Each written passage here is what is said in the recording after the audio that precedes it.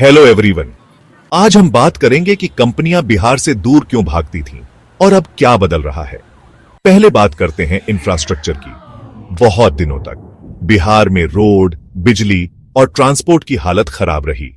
कंपनियों को बिजनेस करने के लिए अच्छी बिजली, सड़कें और ट्रांसपोर्ट चाहिए।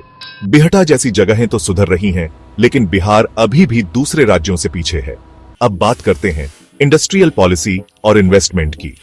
बिहार में इन्वेस्टमेंट लाने के लिए अच्छी पॉलिसी नहीं थी। गुजरात और महाराष्ट्र जैसे राज्यों ने टैक्स में छूट, जमीन और सब्सिडी दी।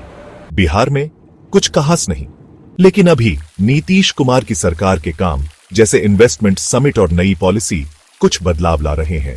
फिर बात आती है कानून व्यवस्था की। बिहार का नाम करप्शन और खराब पुलिसिंग के लिए बदनाम था, जिससे इन्वेस्टर डरते थे।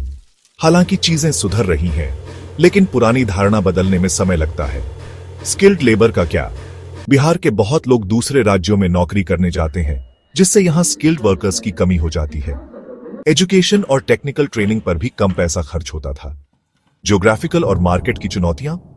बिहार का मार्केट ज्यादातर खेती पर निर्भर है, इसलिए इंडस्ट्रियल प्रोडक्ट्स की डिमांड कम है। पोर्ट से दूर होने के कारण एक्सपोर्ट इंपोर्ट महंगा पड़ता है, जिससे कंपनियां यहां आने से हिचकिचाती हैं। और हिस्टोरिकल नेग्लेक्ट को कैसे भूल सकते हैं। फ्रेट इक्वलाइजेशन पॉलिसी जैसी सेंट्रल पॉलिसी ने बिहार जैसे संसाधन संपन्न राज्यों को नुकसान पहुंचाया। इंडस्ट्री झारखंड जैसे क्षेत्रों में चली गई, जो 2000 में बिहार से अलग हुआ, जिससे बिहार की इंडस्ट्रियल कैपेसिटी और कमजोर हो गई।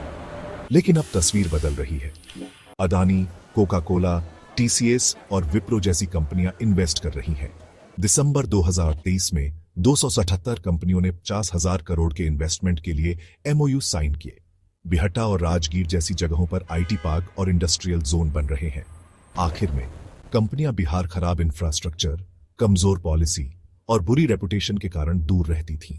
लेकिन सरकार के प्रयासों और बढ़ते इन्वेस्टर कॉन्फिडेंस से चीजें सुधर रही हैं। गुजरात या तमिलनाडु जैसा इंडस्ट्रियल हब बनने में अभी बहुत समय लगेगा, लेकिन शुरुआत तो हो गई है। देखने के लिए धन्यवाद।